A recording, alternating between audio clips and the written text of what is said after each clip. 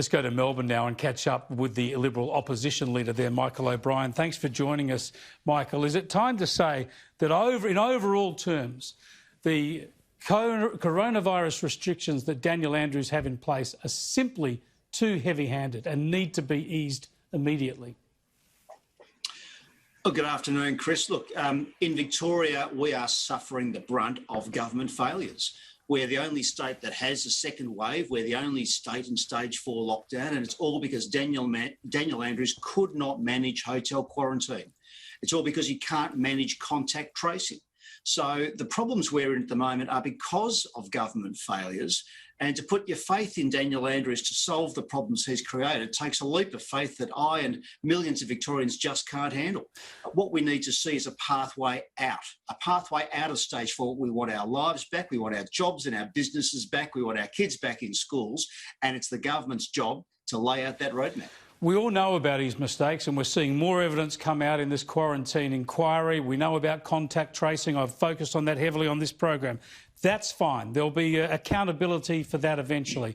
But as an alternative government, you've got to tell us what you would do differently. And is a curfew at all warranted in Melbourne when you're down into double figures of new infections a day and the overwhelming majority of the problem, the serious health risk here, has been confined to aged care centres? Well, Chris, when the curfew was announced, this journalist actually asked why the need for the curfew. And the answer was basically, well, that would make it easier for police to enforce the law.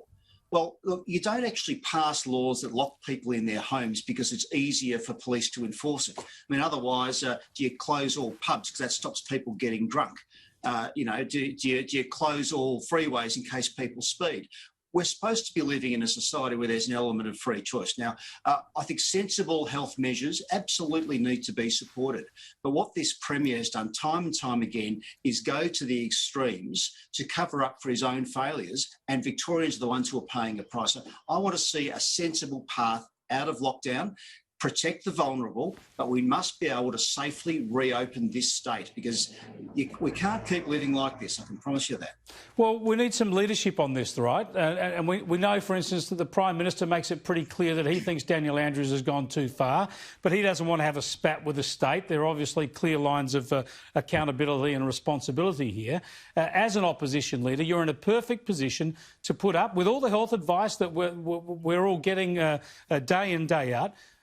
An alternative. What would Melbourne and Victoria look like now under a Liberal government? What would be different? Presumably, from what you've just said, the curfew wouldn't still be in place. What sort of other restrictions do you think could be freed up right now? Right. Well, Chris, we've got bizarre regulations and restrictions. So, for example, I can go to a local park within 5 kilometres of my house, and I could go for a jog or a walk or do some exercise. I can meet a friend at that local park and do the same. But if that friend happens to be a personal trainer who wants to train me, a small business person, then they're banned. We're both breaking the law. Crazy. We've got to get rid of these restrictions that serve no health purpose, but only serve to keep people out of work. This is actually killing our economy and it's killing small business. And there's a million examples like that, Chris. Things which make no logical sense, but are serving actual damage to the economy and to jobs. We need to get rid of those illogical restrictions, in my view, as soon as possible. We need to get our kids back to school safely. This has been such a tough year for so many Victorian families, so many Victorian kids. They're missing out. They can't afford to miss out on term 4, and we need to get them back to school as soon as possible. I just cannot believe that kids are still not at school in Victoria. Now, as a parent with kids at school, I've followed this closely all year, of course. The medical advice has been so clear about the lack of risk for kids at school, the fact that kids are better there. And Victoria was last to get kids back to school, and now they're out again. What about you putting out your roadmap then? You made some criticisms. We have to wait till Sunday for Daniel Andrews. What about you put out an alternative roadmap now, one that could actually be implemented in the here and now? Yeah, well, look, Chris, to be honest, this week we are focusing on trying to stop Daniel Andrews extending his state of emergency powers over Victorians for another 12 months. That's the bill that he's introducing into the parliament this week, and we are desperately trying to fight that because we've been listening to Victorians. Victorians say they do not trust Daniel Andrews to have state of emergency powers over them for another year. He has to change the law to be able to do it. We're very opposed to that. It'll all come down to the crossbench. Now, the question is, will the crossbench stand up for rights and liberties of Victorians, or are they going to give a man who's already caused problems, caused this second wave through bungles, is he going to give, the crossbench going to give this Premier even more power to control Victorians' lives for the next 12 months? Well, of course, to run the government, to run the country, to run the pandemic response, whatever people think of it, he needs those powers. It all comes down to the duration of those powers. Would you be happy to give him 6 months, or will you be pushing for 3 monthly extensions? No, I wouldn't even give them 3 months, Chris. No, these are extreme powers, as you can see, because we have been locked down. Businesses have been closed, people thrown out of jobs, families and friends separated. My view is when you have extreme powers, they must be on a very short leash. So our proposal is no more than monthly renewal, and only renewed by Parliament. None of this giving it to the Health Minister, giving it to the Chief Health Officer. Let's get Parliament, let's get the People's Chambers back in the game. Parliament should be meeting at least once a month during a pandemic.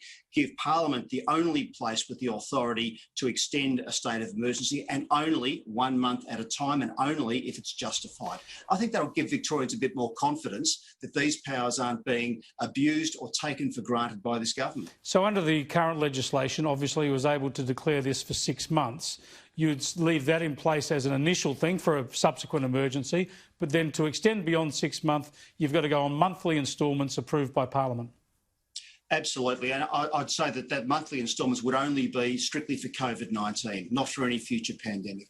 Look, we should have been on top of this within 6 months. Other states have got on top of their waves within 6 months. The trouble is Daniel Andrews has so botched the handling of this that it's just not feasible to go from stage 4 to stage 0, as much as we would like it. So there has to be some level of continuing public health measures in place. But I'm not going to give Andrews a cheque for 12 months or 6 months or 3 months, only month by month, and only with the concurrence of both chambers of Parliament. Seems to make sense. Thanks for joining us, Michael. Thanks, Chris. Michael O'Brien there, who's the opposition leader in Victoria.